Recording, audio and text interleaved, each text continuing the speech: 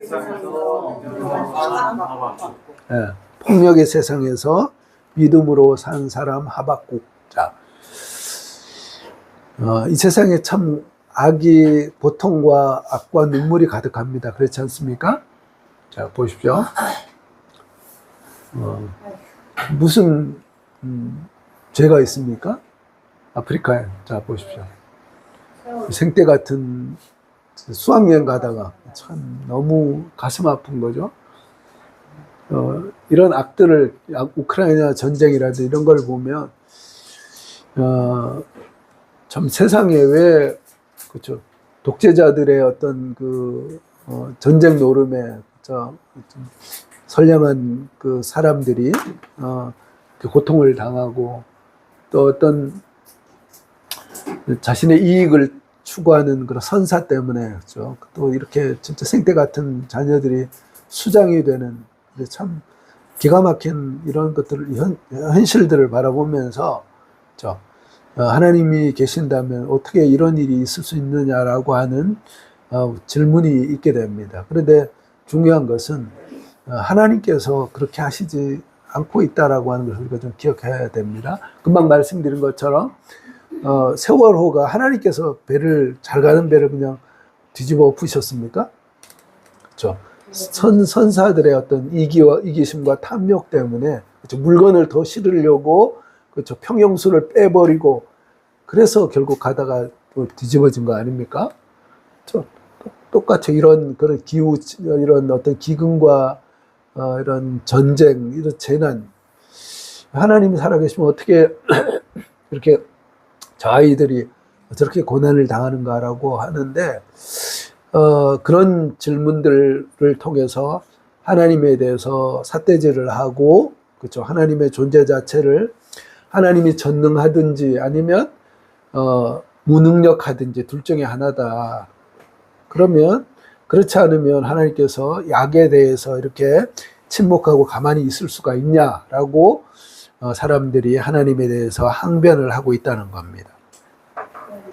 그래서 사람들에게 있어서 바나그룹에서 질문을 했다고 하죠. 만약 하나님 앞에 단 한 가지 질문을 허락받는다고 하면 무슨 질문을 하실래요? 라고 했을 때 뭐라고 했냐면, 뭐라고요? 세상에 악과 고통이 가득한 이유가 도대체 뭡니까? 하나님, 여기 이걸 뒤집어 얘기하면 뭐죠? 왜 전능하신 하나님이 살아계시는 거 맞습니까? 이 질문 아닙니까? 그렇죠? 왜 이렇게 고통과 슬픔이 많냐라고. 그러니까 그만큼 사람들에게 있어서 이 본질적인 질문이 있다는 거예요. 자, 거기에 대해서 오늘 우리가 살펴보고자 하는 하박국 선지자도 동일한 그 질문을 던지는 것을 보게 됩니다. 자, 그래서 하박국, 자, 이름의 뜻이 뭐라고요? 껴안는 자, 매달린 자라는 겁니다. 그리고 BC 6세기경, 그렇죠. 그러니까 BC 한 600년경, 그러니까 586년에 이제 남유다가 결국 바벨론에 의해서 멸망당하지 않습니까? 그러니까 이따가도 말씀드리겠지만, 바벨론이 점점 이제 아수르를 이제 능가하는 그런 세력으로, 패권국으로 이제 성장하면서, 이제 그 바벨론이 아시리아에서 멸망당한, 그러니까 아시리아에, 그러니까 죄송합니다. 아수르를 북이스라엘을 멸망시킨 아수르가 쇠퇴하면서 이제 그 바벨론이 이제 패권국으로 이제 세워지거든요. 그러면서 이제 지금 여기서 얘기하면 제가 이따가 배경 설명할 때 또 단참해야 되겠네. 여기까지만 조금 이따 말씀드릴게요. 그래서 어쨌든 그런 6세기경에 대격변 시기였다는 거예요. 그래서 이제 곧 나라가 망하는 그런 시기에 활동했던, 어디에서 활동했어요? 예루살렘. 예루살렘이 결국 멸망하지 않습니까?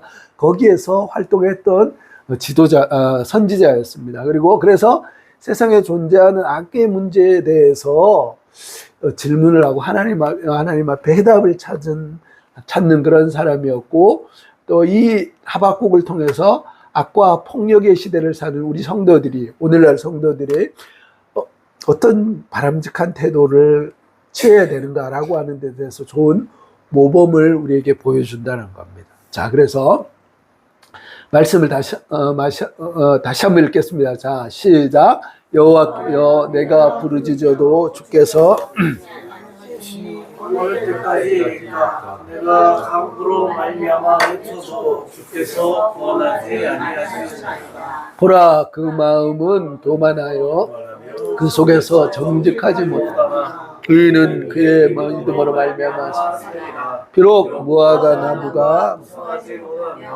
나무에 열매가 없으며 감람나무에 수술이 없으며 밭에 먹을 것이 없으며 우리의 양이 내 양간에 소가 없을지라도 나는 여호와로 말미암아 즐거워하며 나의 구원의 하나님으로 말미암아 기뻐하리로다. 아멘, 아멘. 자, 그래서 금방 말씀드린 배경을 살펴보면 우리가 많이 보던 거죠. 왜 그렇습니까? 우리 다니엘 또 뭡니까? 에스더, 느헤미야 이게 다 요 시대 때 그 이야기거든요. 그래서 이제 이 바벨론 제국이 이제 패권국으로 점점 더 세력을 넓혀가면서 결국 갈그미스 전투에서 지난주에 잠깐 말씀드렸죠. 애굽의 파라오와 대전쟁을 함으로 말미암아 패하게 됩니다. 그래서 이제 애굽이 이집트가 완전히 쪼그라들고 바벨론 제국은 그러니까 거의 뭐 애국까지 그 영향력을 미치는 그것이 바로 BC 대략 6세기경의 일이었다는 거예요. 근데 오늘 이 배경이 바로 그 사건이 벌어지기 바로 5년에서 10년 전, 그렇죠. 그래서 아주 가까운 그런 시기였다는 거예요. 그래 그 시대는 어떤 시대였냐면 이스라엘이 어떻습니까? 그동안은 북이스라엘이 주로 뭡니까? 우상을 숭배하고 하나님께서 기뻐하지 않은 온갖 악행을 저질렀는데 이제는 뭐예요? 나라가 망할 때가 되니까 어떻습니까? 남유다도 그래도 뭡니까? 그 다윗의 혈통인 그 남유다도 북이스라엘과 만만치 않게 악을 행하고 우상을 숭배하고 하는 그런 일들이 가득했다는 거예요. 근데 그런 상황, 이런 영적 상황 가운데 하나님께서 말씀하시죠. 뭐라고 얘기합니까? 꾸준히 너희가 우상을 버리고 회개하고 돌아오지 않으면 어떻게 한다? 내가 심판하겠다라고 하는 그 말씀을 하시죠. 그 심판의 주체가 바로 그죠, 신흥 패권국인 이 바벨론을 통해서 하나님께서 그렇죠, 그 이스라엘을 심판하는데 말씀드린 것처럼 586년에 망하는데 지금 이 하박국의 이야기는 대략 BC 600년경 그죠? 그리고 603년경 그때 이야기입니다. 그러니까 이제 임박한 그런 심판, 그 바벨론의 침략이 바로 그렇죠, 시시각각으로 다가오는 그런 절대절명의 시기였다는 겁니다. 자, 이런 배경 가운데 오늘 1장과 2장을 보면 이 하박국이 하나님께 대해서 하나님께 질문을 합니다. 두 가지 중요한 질문을 하고 거기에 대해서 하나님도 대답을 하시는 것을 봅니다. 자, 그래서 자, 처음에 뭐라고 하박국이 질문을 하냐면요. 하나님, 도대체 왜 악을, 그렇죠? 이스라엘 백성들이 하나님을 떠나서 이렇게 우상을 숭배하면서 자기 멋대로 살아가는, 하나님께서 보실 때 너무나 부끄럽고 너무나 가당치 않은, 그렇죠? 하나님 기뻐하시는 이 일들이 벌어지고 있는데 왜 악행하는 사람들, 그리고 또 그 악들을 이스라엘에 가득한 온 예루살렘에 가득한 이 악들에 대해서 하나님 왜 침묵하고 계십니까? 라고 질문을 하시는 거예요. 자, 한번 읽어보겠습니다. 자, 시작. 어찌하여 내게 죄악을 보게 하시며 패악을 눈으로 보게 하시나이까? 겁탈과 강포가 내 앞에 있고 변론과 분쟁이 일어납니다. 하나님에 대해서 뭐예요? 이제 막 항의를 하는 거예요. 하나님 살아계신다면서 왜 예루살렘이 하나님의 택하신 선민이 왜 우상을 숭배하면서 자기 멋대로 하나님을 경외하지 않고 자기 욕심에 따라서 이러고 살아가고 있습니까?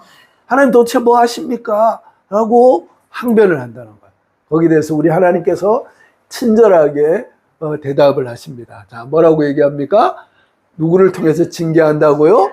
바벨론을 통해서 내가 회초리를 들겠다라고 말씀하는 거예요. 자, 읽어보겠습니다. 시작. 보라, 내가 사납고 성급한 백성, 곧 땅이 넓은 곳으로 다니며 자기의 소유가 아닌 그들을 경멸하는 갈대아 사람을 모든 하나님과 성들을 이기고 흉벽을 쌓아 그것을 점령할 것이다. 그렇죠. 이 갈대아 사람이라고 하는 것이 바로 바벨론 사람들을 이야기하는 겁니다. 그래서 내가 그래, 내 그 악에 대해서 내가 어떻게 한다고 그냥 두고 본다 그럽니까? 내가 심판하는데 바벨론을 통해서 심판하겠다. 이방 세력을 통해서 내가 그들을 따끔하게 혼내고 내가 그들을 분명히 징계하겠다라고 그렇게 말씀하는 거예요.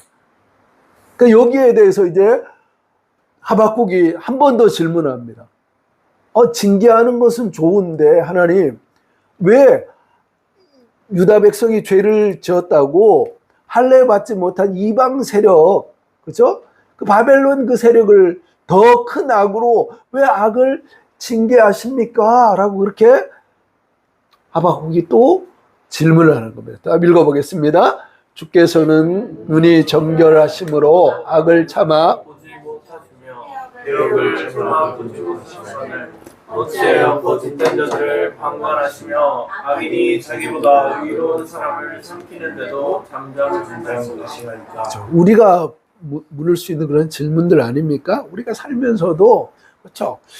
하나님께서 때때로 뭡니까?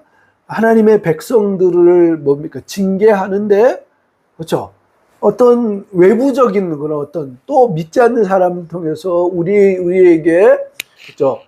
채찍질과 또 징계를 내릴 때가 있다는 겁니다. 그럼 징계를 받으면서 우리 마음속에 어떤 게 있습니까? 내가 구원받은 백성인데 하나님이 저 믿지 않는 사람들을 통해서 왜 나를 징계하시나라고 하는 뭐예요? 그런 의구심이 우리 가운데 생길 수 있다는 겁니다. 그렇지 않습니까? 그렇죠. 거기에 대해서 우리 하나님께서 뭐라고 말씀하시는지 또 보겠습니다. 자, 어떻게 한다고요? 바벨론도 걱정하지 마라. 그렇죠? 바벨론은 나의 도구야. 그렇죠? 그 바벨론 내가 이뻐서 그러는 거 아니야? 그 바벨론도 내가 반드시 어떻게 한다고요? 멸망시킨다라고 그렇게 말씀합니다. 자, 또 읽어보겠습니다. 피로 성읍을 건설하며 불의로 성을 건축하는 자에게 허에 있을진저 피를 흘리며 땅과 성과 그 안에 모든 중생에게 강포를 행한 것이 내게로 돌아오리라. 그렇죠. 화 있을진저 그리고 그렇게 한 만큼 그 강포와 온갖 폐악을 행한 것들 그대로 어떻습니까? 그들이 갚고 당하게 될 것이다. 그래서 내가 바벨론도 그 악도 내가 반드시 그냥 두지 않고 반드시 심판하겠다라고 말씀하고 계신다는 겁니다. 그래서 보면 오늘 이 주제가 바로 신정론이라고 합니다. 이게 글씨가 좀 커서 이렇게 밑으로 내려갔네요. 자, 신정론이 뭐냐면 뭐라고요? 하나님이 전능하시고 살아계신다면 왜 세상에는 악이 되시는가? 그럼에도 불구하고 어떻게 한다고요? 하나님은 정의롭다라고 하는 그런 주장입니다. 자, 하진아 잠깐만 이게 밑으로 내려갔네. 자, 이거 ESC. 자, 예, 이게 지금 나와야 되는데.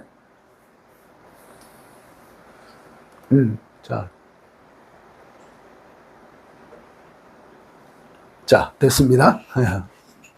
그래서 하나님이 전능하시고 살아계신다면 왜 세상에 악이 막연한가? 이 질문은 우리 기독교에 있어서 그렇죠? 아주 오래된 질문이었고 여기에 대해서 많은 신학자들이 이렇게 그 정의를 내린 그런 부분이 있는데 결론적으로 하나님은 어떻다고요? 정의롭다라고 이렇게 말씀을 하고 있다는 거예요. 그래서 오늘 지금도 잠깐 살펴봤지만 그렇죠. 악이 득세하고 하는 것 같지만 하나님은 어떻습니까? 악에 대해서 어떻게 반응하신다고요?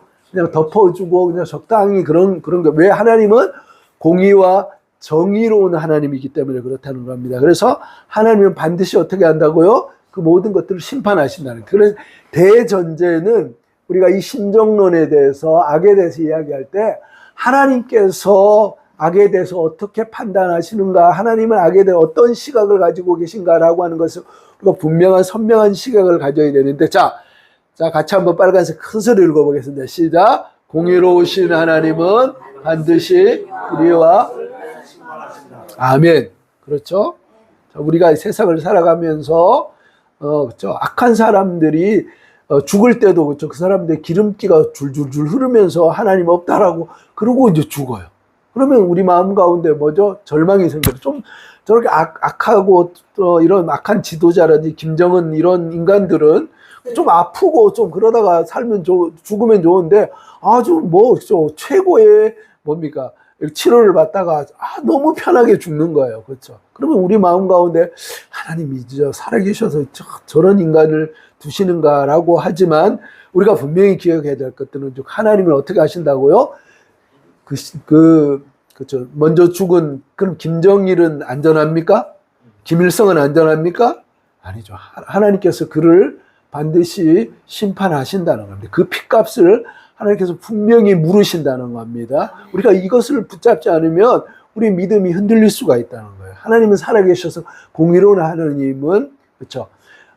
악을 행하고 까닭 없이 사람들의 죄 없는 사람들의 피를 흘리는 사람들 반드시 응징하시고 보복하시는 공의와 정의의 하나님이신 줄로 믿습니다. 이것을 기억하십시오. 그러면서 우리가 또 살펴볼 수 있는 것은 우리가 악에 대해서 악과 고통에 대해서 살펴볼 때 전에 우리가 한번 악과 고통에 대해서 한번 다룬 적이 있습니다. 하나님께서 능력이 없어서 우리에게 우리가 악에 노출되게 하고 우리를 고통스럽게 하는가라고 하는 그거 절대 아니다라고 하는 것을 우리가 기억해야 되는 것은 그때 여러분 이 그림을 보면 기억나실 겁니다. 곰이 덫에 걸렸어요. 그죠? 그래서 덫에 걸리면 어떻게 해야 됩니까? 그냥 내버려둬요? 아니요. 착한 사냥꾼이면 어떻게 합니까? 악한 사냥꾼 같으면 어떻습니까?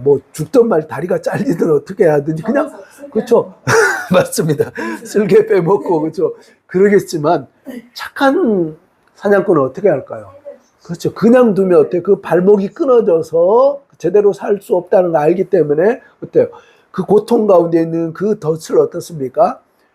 벌려서 그렇죠? 자유롭게 살 수 있도록 한다는 것. 그걸 통해서 어떻습니까? 그 덫을 어때요? 풀기 위해서 주어지는 그 고통과 아픔은 뭡니까? 궁극적으로 뭐예요? 선입니까? 악입니까? 그것은 곰을 향한 최선이라는 거예요. 그렇죠? 그런데 곰의 측면에서 보면 어떨까요? 그렇죠. 이 인간이 그렇죠. 이 사냥꾼이 나를 잡아 죽이려고나 나를 잡아 죽이려고 그런다라고 오해하고 그렇게 반응할 수 있다는 거예요. 저희 집에 개도 한 마리 있지 않습니까? 보리라는 놈이 있는데 이 놈이 사나워가지고 그렇죠. 이 미용을 잘 못해요. 그런데 이걸 좀 깎아주려고 하면 아주 죽일 듯이 그러는 거예요. 왜요? 제가 잡아서 보신탕에 먹으려고 그런 게 아니고 지가 뭐예요? 그거 힘들어 하니까 그걸 좀 깎아주려고 하는데 어때요? 자기애는 그게 뭐예요? 압박이고 고통이기 때문에 그렇게 막 반응을 하는 거라는 거예요. 하나님께서 우리에게 때때로 뭡니까? 고통과 어려움이 있다는 것은 우리 죽이려고 그러는 거 아니라는 거예요. 그죠? 궁극적으로 우리를 선하게. 그렇죠? 하나님은 우리에게 있어서 가장 선하시고 가장 인격적인 주님이시라는 겁니다. 그래서 우리에게 항상 최선을 허락하시는 하나님이라는 겁니다. 그래서 악과 고통에 대해서 하나님이 나를 죽이려고 이러는구나. 하나님께서 나를 미워하시는구나. 그렇게 하는 것이 아니라 그렇죠? 내가 덫에 걸려 있구나. 하나님께서 나를 어때요? 자유롭게 하고 더 건강하게 하고 행복하게 하려고 하시는구나라고 하는 그걸 우리는 기억할 필요가 있다는 거예요. 자, 이게 첫 번째입니다. 자, 두 번째. 자, 악과 고통에 대해서 우리가 정리하겠습니다. 자, 처음에 보여드렸었죠. 이런 문제들 참 기가 막히지 않습니까? 정말 이게 세월호 같은 걸 보면 특별히 이제 우리가 우리 시대에 겪은 그런 아픔이기 때문에 참 잊지를 못해요. 그 아이들이 어떻습니까? 배가 침몰하는데 살려달라고 그랬죠. 아유 정말 그 의자로 막 저걸 막 유리를 치는데 그게 워낙 단단하니까 그게 깨집니까? 그죠? 제가 거기에 더 공감할 수 있는 것은 바로 1년 전에 똑같은 그 배를 타고 우리 아이들과 수련회를 갔었어요. 제주도를 갔었거든요. 그래서 그 배가 얼마나 내부가 복잡한지를 알거든. 그러니까 전기가 다 나가고 배가 이렇게 뒤집혔을 때 그 아이들이 겪을 그 고통과 그 절망감, 뭐 해서 그거라도 깨지면 그래도 살았을 텐데 아무리 쳐도 그렇죠. 그건 뭐 역부족이죠.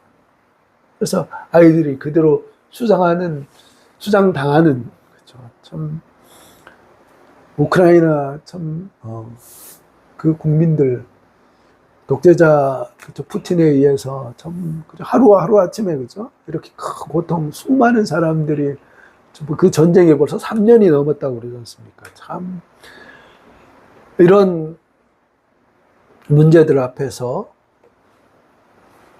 그렇죠. 세상의 많은 종교들은 이렇게 얘기합니다.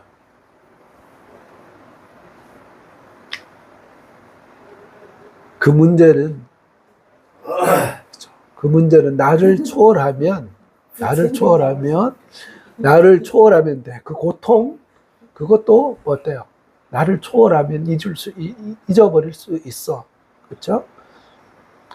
그런 관점으로 고통에 대해서 이런 아픔에 대해 그렇게 접근을 한다는 거예요.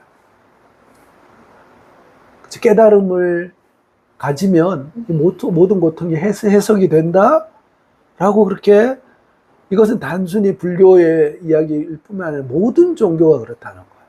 그렇죠? 공덕을 쌓고 그렇죠? 반듯하게 최선을 다해 살면 어때요? 해답이 있을 거라고 그렇게 이야기를 한다는 거예요. 그런데 예수님은 어떻게 말씀하셨습니까? 십자가를 친히 지면서 그렇죠. 그 희생 하나님이에요. 인간의 몸을 입고 그렇죠? 죄와 인간의 모든 악과 고통에 그 심연 깊은 곳에 내려가셔서 심지어 죽음의 그 고통을 경험하시면서 인간의 두려움과 눈물과 아픔 그 속으로 어떻습니까? 우리 하나님이 친히 함께 하셨다는 거예요. 그래서 십자가가 우리에게 주는 말씀은 뭡니까? 열반으로 와 깨달음을 얻어 라고 그렇게 얘기하는 종교가 아니라 우리 예수님은 어떻습니까? 우리의 고통 깊은 곳에 우리의 아픔 그곳에 거기까지 내려오셔서 그냥 구경하시고 그럼 잘해봐 그게 아니라 열심히 해봐 그게 아니라 어떻습니까? 내가 그들의 아픔과 그들의 눈물과 그들의 고통과 그들의 절망 가운데 내가 그들과 함께한다. 그들의 눈물 속에 그들의 배고픔 속에 그들의 아픔 속에 절망 속에 내가 친히 함께한다라고 우리 주님께서는 그렇게 임마누엘로 역사하시는 그 주님이시라는 것.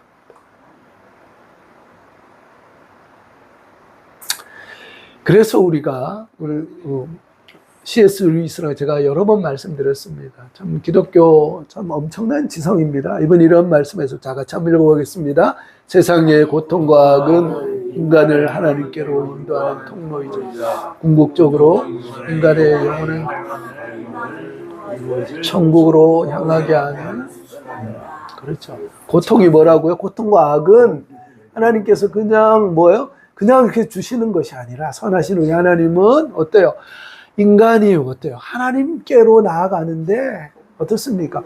고통과 눈물과 어려움이 없으면 인간은 어떻습니까? 기고만장해서 교만해서 어쩌 하나님을 찾지 않는 거예요. 여러분 한번 생각해 보십시오. 우리가 오늘 이 자리에 있는 거, 우리가 돈 잘 벌고, 제가 전에도 말씀드렸으니까 제가 뭐 유치원 제가 하면서 돈 잘 벌고 좋은 차 타고 다니고 막 그랬으면 제가 진짜 다시 복음 사역자로 이렇게 유턴했을까요? 아니요. 이렇게 단정적으로 얘기하십니까? 맞아요, 맞아요. 그렇죠. 그러니까 망하고 쓰러지고, 그렇죠. 인간의 한계를 경험하고 나서 그래서 비로소 뭡니까? 영생이 보이는 거예요. 진짜 참된 가치가 보이는 거예요. 우리가 실패하지 않고 우리의 삶 가운데 고통과 눈물과 아픔이 없었다면 우리가 여기 이 자리에 하나님 앞에 서 있을 존재가 아무도 없었을 거예요. 궁극적으로 뭡니까? 우리가 이 세상에서 많은 것들을 누리고, 이 세상 뭐 천국이 우리 집보다 좋습니까? 라고 어느 그 강남에 있는 어느 아이가 그런 얘기를 했다고 해요. 그러니까 집이 너무 좋으면 천국에 대한 소망이, 그렇죠, 흐려질 수밖에 없다는 거예요. 그런데 뭡니까? 우리가 인생을 살아가면서 경험하는 것은 뭐예요? 그렇죠? 이 세상 속에서 잘 살고 잘 먹고 그것을 넘어서는, 그걸 다 채워도 채워지지 않는 그 갈망이 있다는 거예요. 하나님으로만 채워지는 그 갈망, 천국에서만 누릴 수 있는 샬롬이 있다는 거예요. 이 세상에서는 결코 그 어떤 그 누구도 하늘의 샬롬 비슷한 것 흉내는 낼 수 있습니다. 짝퉁일 수는 있어도 하늘의 완전한 샬롬을, 그렇죠, 흉내낼 수가 없다는 거예요. 하나님 진정한 샬롬은 어때요? 천국에서만 경험될 수 있는 겁니다. 그래서 그렇죠, 고통과 악과 고통, 어려움과 이런 눈물들은 뭐라고요? 인간의 영원한 갈망을 이루려 천국으로 향하게 하는 수단이라는 거예요. 진짜 진리 같은 그런 깨달음의 말씀이라고 생각합니다. 제가 주중에 보내드렸죠. 다 보셨습니까? 이 세상에 기대를 낮춰라. 이 그림은 저희 이제 동기 목사님 중에 12지장 암으로 인해서 그게 수술하신 분이 계신데, 그게 이제 전이가 돼서 간까지 이렇게 전이가 되신 분이 계셨어요. 근데 항암 치료를 하면서 너무 고통스러우니까 차라리 그냥 치료하지 않고 내가 하나님 앞에 가는 게 좋겠다라고 그렇게 이제 중단하고 지냈었는데, 항암 치료를 하는, 이게 병세가 워낙 위중하다 보니까 이게 이제 전이가 돼서 뼈까지 이제 이게 그러니까 뼈까지 전이가 돼서 이제 그냥 두면 하반신 마비가 온다라는 거예요. 그래서 이제 그렇게 되지 않기 위해서 이제 방사선 치료를 한다라고 하면서 이분이 얘기를 하면서 이걸 올렸어요. 하나님께서 내가 거의 65년, 68년을 살 동안 은혜로 배려로 나에게 한없는 것을 허락하셨는데, 하나님 앞에 내가 살려달라고, 그죠? 그 치료해달라고 그것을 부르짖으며 살지 않도록 그것을 구했다는 거예요. 그 배려와 은총의 시간을 그냥 이 세상에서 그냥 잘 살 수 있도록 도와달라고 하는 치료에 그 기도를 하지 않고, 하나님의 뜻 안에서 제가 살기를 원합니다라고 그렇게 기도하면서 이걸 올린 거예요. 이 땅에서 기대를 좀 낮춰라. 우리가 이 세상에서 다 해답을 얻으려고 살기 때문에 우리의 믿음이 약해지는 거 아닙니까? 그렇죠? 우리가 이 세상에서 모든 것 결판을 보려고 하기 때문에, 그렇죠? 천국보다는 이 세상이 더 너무 좋아지는 거 아닙니까? 이 세상에 기대를 낮추면, 이 세상에 기대를 낮추면 천국이 어떻습니까? 더 우리에게 선명하게 다가온다는 거예요. 아멘이십니까? 자, 우리 옆에 있는 분하고 한번 인사하겠습니다. 이 세상에 기대를 낮추십시오. 그렇게 하면 인사하겠습니다. 죄를 낮추시오. 그래서 악과 참 이런 문제들 앞에서 그쵸? 여기에 대해서 우리 하나님께서 최종적인 결론적으로 대답하십니다. 자, 한번 읽어보겠습니다. 자, 시작. 보라, 그의 마음은 교만하여 그 속에서 정직하지 못하나 의인은 믿음으로 말미암아 살리라. 그렇죠. 참 그 앞에 파란 글씨가 참 제 마음에 와닿았어요. 악인은 뭡니까? 하나님 앞에 하나님 왜 이렇습니까? 왜 그렇죠? 교만한 자들은 하나님이 있니 없니라고 그렇게 막 하나님에 대해서 사태질을 하면서 그렇죠? 포장해서 자기가 뭐 하나님처럼 정직한 것처럼 그래서 하나님을 뭡니까? 난도질을 하려고 하지만 그렇죠? 정직한 하나님의 그렇죠? 하나님의 신실한 하나님의 백성은 무엇으로 살아요? 그렇죠. 믿음으로 사는 거예요. 하나님께서 결국 어떻게 합니까? 이 믿음으로 산다는 것은 모든 악에 대해서 어떻습니까? 심판하신다는 거예요. 그렇죠. 뿐만 아니라 그 악에 대해서 그 악과 고통은 어때요? 선하신 하나님께서 우리에게 허락하시는 자비와 은총이라는 것입니다. 뿐만 아니라 그 고통은 고통 자체로 끝나는 것이 아니라 예수님께서 이미 십자가를 통해서 모든 악을 정복하시고 뿐만 아니라 이기시고 그러나 친히 고통과 악 가운데 있는 눈물 가운데 있는 그들에게 함께 찾아가셔서 그 고통 가운데서 함께 울고 아파하시는 임마누엘 하나님으로 함께 하신다는 거예요. 여러분, 이런 믿음으로 사는 사람은 어떻습니까? 눈앞에 보이는 것들로 인해서 일희일비할까요? 그렇지 않습니다. 그래서 우리가 알고 있는 바로 이 놀라운 고백이 터져 나오는 겁니다. 이제 저희가 말씀 만들었네요. 그래서 바로 이 의인은 믿음으로 살리라라고 하는 이 고백은 바로 종교개혁을 일으킨 마틴 루터가 그렇죠. 이 말씀을 가지고 그대로 그렇죠. 고백하는 것을 보게 됩니다. 자, 한번 같이 읽어보겠습니다. 시작. 기록된 바 오직 의인은 믿음으로 말미암아 아멘. 그렇죠. 네. 그래서 하박국이 이제 우리가 노래했던 그 고백입니다. 자, 읽어보겠습니다. 시작. 비록 무화과 나무가 못하며 포도나무에 열매가 없으며 감람나무에 소출이 없으며 밭에 먹을 것이 없으며 우리의 양이 없으며 외양간에 소가 없을지라도 나는 여호와로 말미암아 즐거워하며 나의 구원의 하나님으로 말미암아 기뻐하리로다. 다시 한번 말씀드립니다. 통장잔고가 비어도 통장잔고 0으로 찍혀도 여러분 감사할 수 있습니까? 왜 이렇게 네, 자, 통장잔고가 제로라고 해도 감사할 수 있습니까? 네. 그렇죠. 내가 계획한 일이 틀어져서 안 된다고 하더라도 감사할 수 있습니까? 네. 왜 이렇게 점점 아멘 소리가 그렇죠. 그렇죠. 내가 질병에 걸려서 몸이 안 좋아지더라도 기뻐할 수 있습니까? 그렇죠. 이것은 차원이 다른 감사고 기쁨이라는 거야. 무엇으로 인해서 우리가 기뻐해야 되는 거예요? 아무것도 없더라도 통장잔고가 비고 내가 병세가 더 뭐 심해지고 예를 들어 그렇죠. 내가 계획한 그 일들이 막히고 안 되고 한다고 할지라도 그렇죠. 그동안의 기쁨은 뭐예요? 내 통장에 잔고가 많기 때문에 그것 때문에 기뻐하고 내가 일이 잘 되기 때문에 그것 때문에 기뻐하고 내가 몸이 건강하기 때문에 그것 때문에 기뻐했다고 하더라도 만약에 그게 아니더라도 극한의 상황 가운데서라도 우리가 기뻐할 수 있는 중요한 이유가 있다는 거예요. 구원의 하나님이 우리와 함께 한다는 거예요. 그것 때문에 우리는 기뻐할 때. 그러니까 뭡니까? 세상의 기준과 세상의 가치, 그것을 초월한, 그렇죠.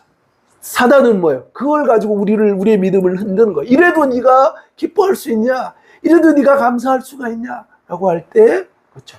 사단이 감당할 수 없는 믿음의 사람은 뭡니까? 그래, 나는 다 그 모든 것이 없더라도 여호와 하나님 그 한 분, 그 구원의 하나님을 위해서 나는 기뻐하겠다라고 믿음으로 선포하고 나가는 사람을 사단은 감당할 수 없는 줄로 믿습니다. 그 믿음으로 사는 사람을 하나님께서 축복하시고 붙잡아 주시고 늘 은혜로 함께 하실 줄로 믿습니다. 우리 모두가 그 주인공이 되시기를 주님의 이름으로 간절히 축복합니다.